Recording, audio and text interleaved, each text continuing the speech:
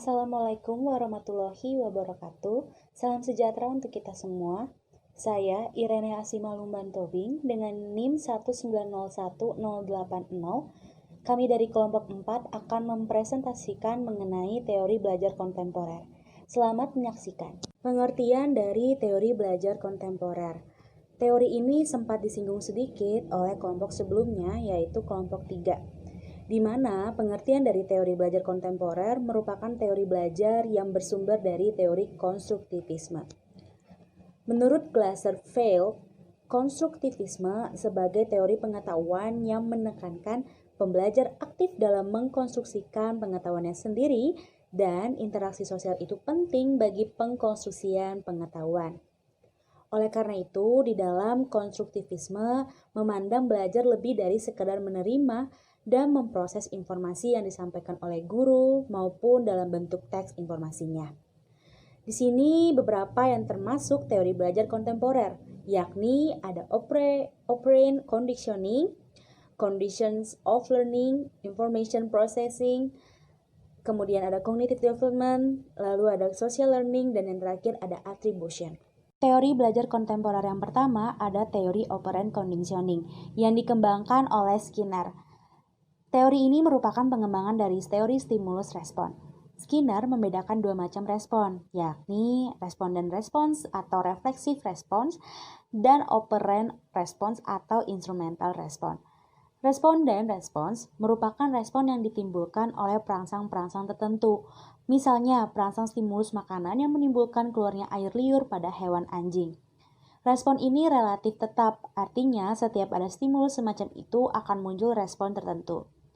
Lalu ada operant respon atau instrumental respon yang merupakan respon yang timbul dan berkembangnya diikuti oleh perangsang-perangsang tertentu.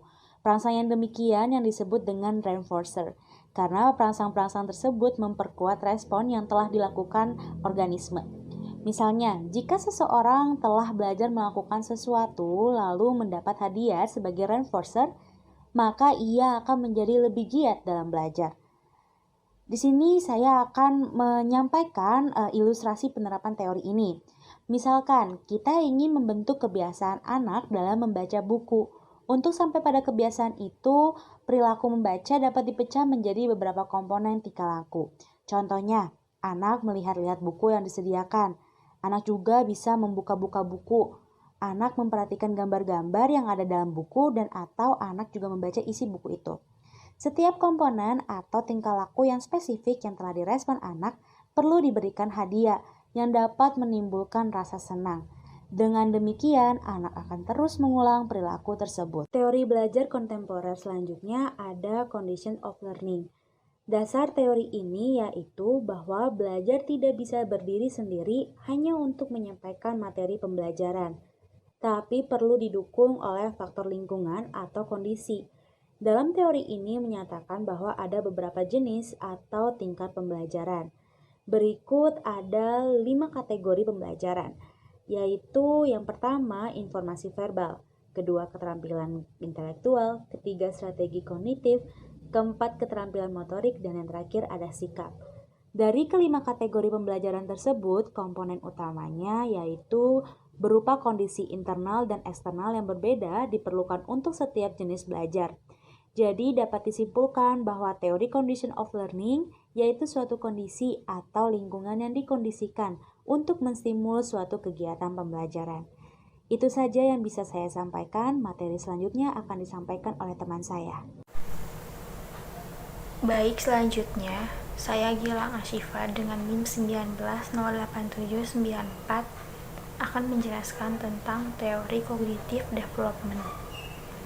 Teori cognitive development adalah suatu teori yang menjelaskan tentang bagaimana seorang anak dapat beradaptasi dan juga menginterpretasikan suatu objek atau kejadian-kejadian tertentu. Seorang anak juga dapat berperan aktif dalam menginterpretasikan suatu informasi yang ia peroleh dari pengalaman, serta dalam mengadaptasikannya pada pengetahuan dan konsepsi mengenai dunia yang telah ia punya. Pemikiran seorang anak juga akan berkembang menurut tahap-tahap atau periode-periode yang terus bertambah kompleks. Dalam proses untuk mengerjakan hal ini, pemikiran anak-anak secara bertahap akan lebih abstrak dan sistematis. Tahapan-tahapan yang dimaksud adalah sebagai berikut. Yang pertama itu ada tahap sensomotor di usia lahir sampai dengan 2 tahun. Menurut Piaget, perilaku pada usia baru lahir merupakan tanggapan yang refleks. Pada bulan kedua, bayi mulai menunjukkan perilaku yang terus-menerus berulang dan disebut dengan tahap sensomotor. Piaget mengatakan bahwa pada sebagian besar tahun pertama, perilakunya bersifat spontan dan tidak terencana. Tahapan yang kedua itu adalah tahap praoperasional pada usia 2 sampai 6 atau 7 tahun. Pada tahap ini, seorang anak dapat menggambarkan suatu benda atau simbol utama dengan menggunakan bahasa. Kosakata yang meningkat memberikan skema yang baru berfungsi sebagai simbol yang memungkinkan anak-anak untuk berpikir tentang objek dan peristiwa di waktu yang berbeda dan tempat yang jauh. Selain itu, bahasa memungkinkan seorang anak untuk mengkomunikasikan pemikiran mereka dan menerima informasi dari orang lain. Tahapan yang ketiga adalah tahap operasi konkret, yaitu pada usia 6 atau 7 tahun sampai dengan usia 11 sampai 12 tahun. Pada tahap ini, seorang anak berpikir secara logis dan memungkinkan mereka untuk mengintegrasikan berbagai kualitas dan perspektif suatu objek atau kejadian. Misalnya, anak-anak sekarang itu menyadari bahwa sudut pandang dan perasaan mereka sendiri belum tentu dimiliki oleh orang lain dan mungkin mencerminkan pendapat yang pribadi. Mereka dapat menerapkan operasi logis hanya untuk hal yang bersifat konkret. Objek dan peristiwa yang dapat diamati itulah sebabnya disebut operasi konkret. Tahap yang keempat itu ada tahap operasi formal di usia 11 atau 12 sampai pada masa dewasa. Pada sekitar pubertas, seorang anak akan memasuki tahap operasi formal. Pada titik ini, mereka menjadi mampu berpikir dan membuat penalaran tentang hal-hal yang dimilikinya dan bersifat realitas fisik. Konsep-konsep abstrak, ide-ide hipotesis, pernyataan yang bertentangan dengan fakta, dan sebagainya. Misalnya, mereka menjadi lebih mampu untuk melihat makna yang mendasari peribahasa, seperti kacang lupa kulitnya atau habis mandi sepah dibuang. Selain itu, mereka menjadi lebih mampu memahami konsep-konsep abstrak matematika, ilmu pengetahuan, dan ilmu-ilmu sosial. Dalam proses pembelajaran, seorang guru tentunya sering kali dihadapkan pada permasalahan yang berkaitan dengan perkembangan peserta didiknya. Sehingga perubahan-perubahan dan perkembangan yang terjadi pada peserta didik perlu mendapat perhatian yang lebih agar seorang guru dapat dengan mudah menentukan strategi pembelajaran seperti apa yang sesuai dengan karakteristik peserta didiknya. Piaget mengemukakan bahwa secara umum semua anak itu mengalami perkembangan dengan urutan yang sama, meskipun jenis pengalamannya berbeda-beda antara satu dengan yang lainnya. Ada 2 tahap perkembangan yang dialami oleh individu dalam perkembangan moral, yaitu tahap heteronomos dan tahap autonomos morality. Pada tahap heteronomos, seorang anak akan cenderung menerima begitu saja aturan-aturan yang diberikan oleh orang-orang yang dianggap kompeten dalam suatu hal. Sedangkan dalam autonomous morality, seorang anak akan menganggap bahwa aturan-aturan itu perlu dimodifikasi agar sesuai dengan kondisi dan situasi yang ada. Tahap-tahap kognitif memiliki kaitan yang sangat erat dengan 4 karakteristik berikut. Yang pertama, setiap anak pada usianya yang berbeda-beda akan menempatkan cara yang berbeda secara kualitatif, terutama dalam hal berpikir atau memecahkan suatu permasalahan yang ada. Yang kedua, perbedaan cara berpikir yang seringkali dapat dilihat melalui cara mereka menyusun kerangka berpikir. Dalam hal ini, serangkaian langkah yang konsisten dalam rangka berpikirnya di mana setiap anak akan berkembang sesuai dengan usianya. Lalu yang ketiga, masing-masing cara berpikir akan membentuk suatu kesatuan yang terstruktur sehingga dapat mengendalikan pemikiran yang berkembang. Yang keempat, setiap urutan dari tahap kognitif pada dasarnya merupakan kesatuan dari apa yang telah dialami sebelumnya berdasarkan pengalamannya. Sekian dari saya, terima kasih. Assalamualaikum warahmatullahi wabarakatuh. Saya Diana Dwi Julia dengan NIM 1905950 akan menjelaskan mengenai teori belajar social learning menurut Albert Bandura. Teori belajar sosial atau social learning ini merupakan sebuah teori yang relatif masih baru dibandingkan dengan teori-teori belajar lainnya. Bandura memandang bahwa perilaku individu itu tidak semata-mata refleks otomatis atas stimulus, melainkan juga akibat reaksi sebagai hasil dari interaksi antara lingkungan dan skema kognitif individu itu sendiri. Pada intinya, teori ini tuh menjelaskan mengenai perilaku seseorang yang merupakan hasil dari modeling atau peniruan. Jadi, perilaku seseorang itu bisa dipengaruhi oleh lingkungan dan kemampuan kognitifnya, sehingga dapat menghasilkan suatu kepribadian. Teori belajar sosial Bandura itu menyatakan bahwa perilaku, lingkungan, dan faktor manusia atau kognitif itu semuanya penting dalam memahami suatu kepribadian. Selanjutnya ada prinsip dasar belajar. Prinsip dasar belajar menurut teori ini bahwa yang dipelajari individu, terutama dalam belajar sosial dan moral, itu terjadi pada peniruan dan pemberian contoh perilaku. Teori ini juga masih memandang pentingnya conditioning. Jadi melalui reward dan punishment, seorang individu itu akan berpikir dan memutuskan perilaku mana yang perlu dilakukan. Selanjutnya ada pengembangan strategi pembelajaran. Dalam mengembangkan strategi pembelajaran di kelas, model ini tuh memiliki langkah-langkah pokok. Yang pertama yaitu menganalisis perilaku yang akan dimodelkan. Misalnya, bagaimana hakikat dari perilaku itu, bersifat konseptual, motorik, ataukah efektual. Urutan tahap seperti apa dari perilaku itu? Apa yang merupakan titik kritis dari urutan itu yang sukar diamati dan bisa menimbulkan perilaku yang keliru. Yang kedua, yaitu membangun nilai fungsional dari perilaku itu dan memilih model dari perilaku itu juga. Misalnya, apakah perilaku itu membawa suatu keberhasilan, seperti keberhasilan dalam mengoperasikan alat atau juga keberhasilan dalam mempromosikan jabatan. Lalu jika perilaku itu mengandung kelemahan yang diprediksikan, maka model manakah yang lebih mungkin mampu untuk memprediksikan suatu keberhasilan? Selanjutnya yang ketiga yaitu ada mengembangkan urutan pembelajaran. Misalnya langkah-langkah dalam keseluruhan yang mana yang digunakan untuk disajikan dengan pelan-pelan dan kode verbal apa yang digunakan untuk mendukung langkah tersebut. Dan yang terakhir yaitu menerapkan pembelajaran untuk membimbing proses reproduksi, kemampuan kognitif dan motorik peserta didik yang dapat dilakukan dengan cara yang pertama yaitu untuk keterampilan motorik peserta didik, yaitu dapat dilakukan dengan cara menyajikan model, memberikan kesempatan peserta didik untuk mengulanginya, memberikan kesempatan peserta didik untuk berlatih secara bersamaan. Yang selanjutnya yaitu untuk perilaku konseptual peserta didik yang dapat dilakukan dengan cara menyajikan model, memberi kesempatan peserta didik untuk mengintisarikan perilaku itu. Lalu jika perilaku itu mengenai pemecahan masalah atau strategi penerapan, maka berikan kesempatan peserta didik untuk menjadi pemodel partisipatif.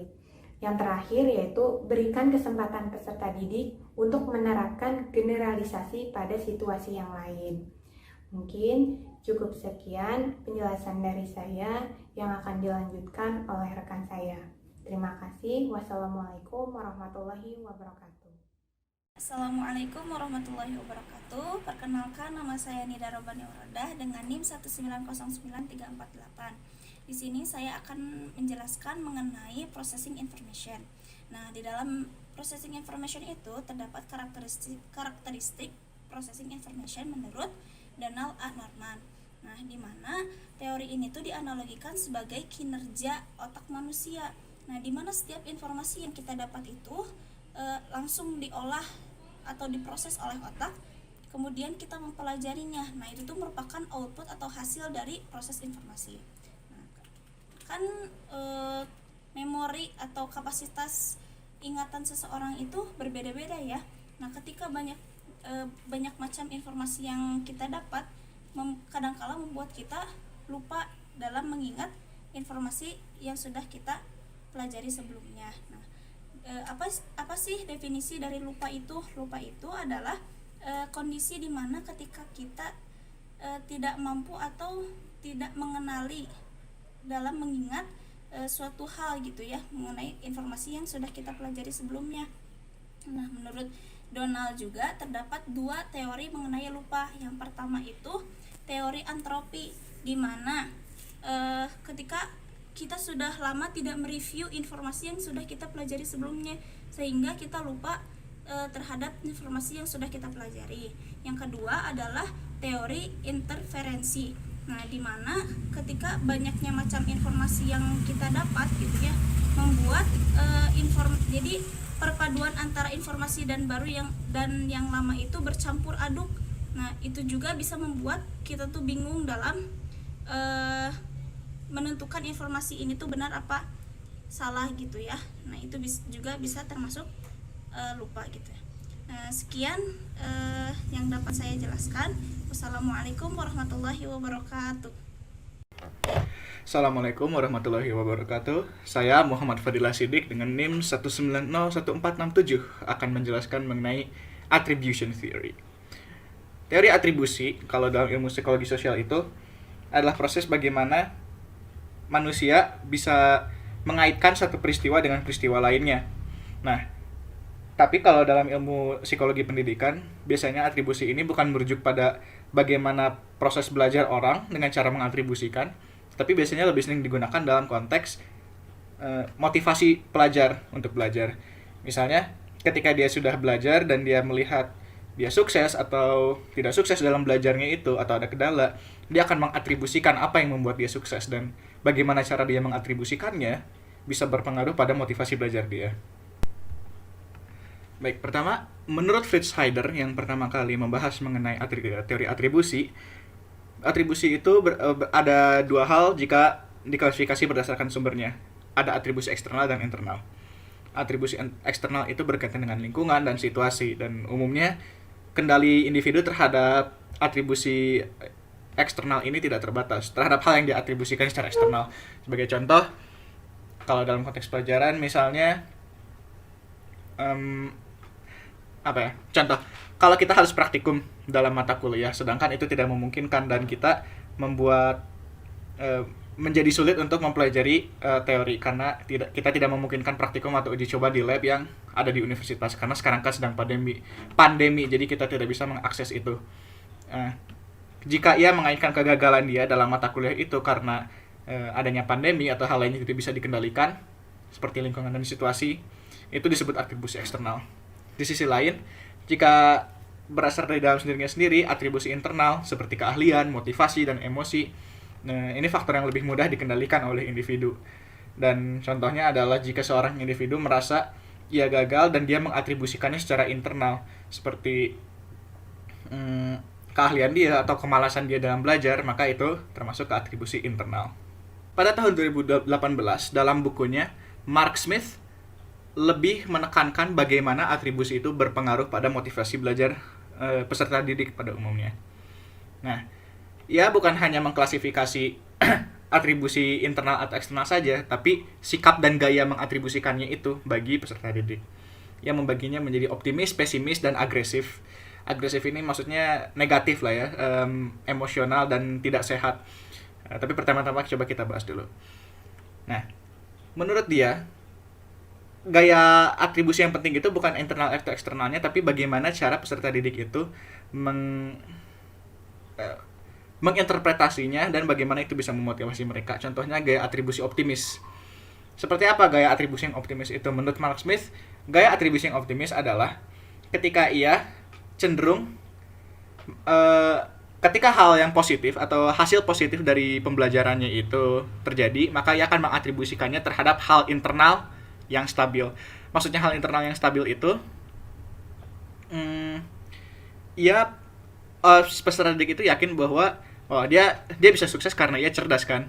Nah, itu artinya dia mengatribusikan kesuksesannya karena kecerdasannya, padahal tentu saja yang namanya kesuksesan itu ada beberapa faktor dan bukan hanya kecerdasannya saja, bisa saja karena dia punya fasilitas yang baik untuk belajar misalnya dan lain-lain. Nah, di sisi lain, atribusi yang eksternal yang tidak stabil untuk hasil yang negatif. Nah, peserta didik yang sama ini juga menganggap bahwa kalau dia mengalami kegagalan ya itu belum tentu sepenuhnya salah dia. Bisa saja sebenarnya dia menyalahkan gurunya karena kurang baik mengajar atau soal ujiannya yang kurang masuk akal dan sebagainya. Itu termasuk optimis bagi diri dia sendiri. Nah, keuntungannya dari gaya belajar yang optimis ini adalah dia akan senantiasa mencoba dan mengantisipasi tantangan yang ada di masa depannya. Namun di sisi yang lain ini juga bisa membawa kepada sikap yang keras kepala. Bisa saja memang dia itu kurang paham dalam mata kuliahnya atau mata pelajarannya, tapi karena ia terlalu optimis terhadap keahliannya sendiri, ia tidak mau berupaya untuk memperbaiki diri. Selanjutnya ada gaya atribusi pesimis.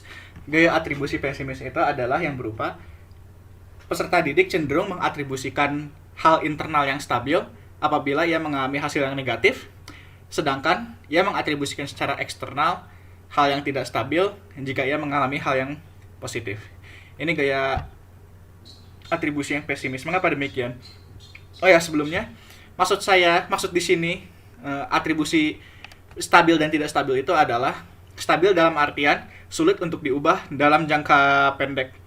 Misalnya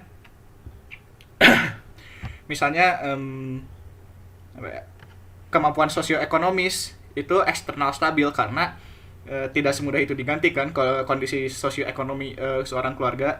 Sedangkan yang tidak stabil itu contohnya motivasi belajar. Itu jangka pendek, internal, dan tidak stabil karena sewaktu-waktu bisa saja kita merasa termotivasi belajar dan selanjutnya tidak termotivasi. Oke, jadi maksudnya itu stabil ya. Selanjutnya, kembali lagi ke penjelasan gaya atribusi pesimis. Gaya atribusi pesimis itu contoh, tadi kan sudah dijelaskan ya dampaknya, perwujudannya seperti apa. Contohnya adalah siswa yang menganggap bahwa ia gagal karena dirinya kurang cerdas. Dan ia merasa kecerdasan itu hal yang, dan memang benar, butuh waktu yang lama untuk dibangun. Sedangkan jika ia sukses dalam pembelajarannya, misalnya ia lulus ujian, ia merasa karena ia sedang beruntung. Kebetulan saja ulangannya itu sedang diulangankan hal yang mudah. Atau kebetulan ia bisa menebak jawabannya dengan benar. Jadi itu gaya atribusi yang pesimis.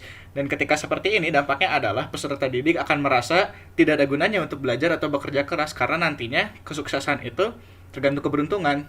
Tidak banyak hal yang secara pribadi dapat ia usahakan. Dan itu termasuk yang pesimis. Nah, masalahnya adalah memang ini malah lebih menyusahkan daripada gaya belajar yang optimis, karena setidaknya dalam gaya belajar yang optimis orang bisa jadi merasa bahwa ia harus menjaga intelijensi internalnya itu. Namun bagi orang yang pesimis, ia akan merasa tidak ada gunanya untuk belajar sama sekali karena dengan bagaimanapun dia berusaha, pada akhirnya ia akan merasa tidak ada gunanya dan berhenti untuk berusaha sama sekali. Selanjutnya ada gaya atribusi yang agresif. Dan ini yang cenderung paling berbahaya. Wujudnya adalah cenderung terhadap atribusi eksternal stabil untuk hasil yang negatif. Nah, ini mungkin kan pernah dengar ya, kalau di internet dulu pernah trending gaya belajar Finlandia yang lebih sesuai atau lebih menarik, dan banyak anak-anak remaja di Indonesia di sosial media yang mengatakan harusnya sistem pendidikan di Indonesia seperti ini, dan sistem pendidikan Indonesia yang sekarang inilah yang membuat anak-anak tidak termotivasi belajar. Nah, ini termasuk yang agresif juga contohnya. Karena untuk setiap kegagalan mereka menganggap bahwa itu disebabkan sistem pendidikan yang kurang baik, dan tentunya itu sistem pendidikan sifatnya stabil, dalam artian ya tidak bisa diubah semudah itu saja. Dan ketika ini terjadi, mereka sama sekali tidak ada motivasi untuk berusaha, karena setidaknya bagi orang yang pesimis pun ada faktor eksternal yang tidak stabil mereka mengatribusikannya. Jadi setidaknya mereka bisa mengusahakan di sisi eksternal, bukan di internal. Tapi bagi mereka yang agresif, mereka akan sepenuhnya menyalahkan sistem pendidikan dan tidak ada upaya sama sekali untuk memperbaiki dirinya. Baik, Sekian materi yang dapat saya sampaikan. Mohon maaf apabila ada salah kata, dan apabila di akhir presentasi ini ada yang ingin bertanya, mungkin saya serahkan kepada moderator saja untuk menampungnya. Terima kasih. Wassalamualaikum warahmatullahi wabarakatuh.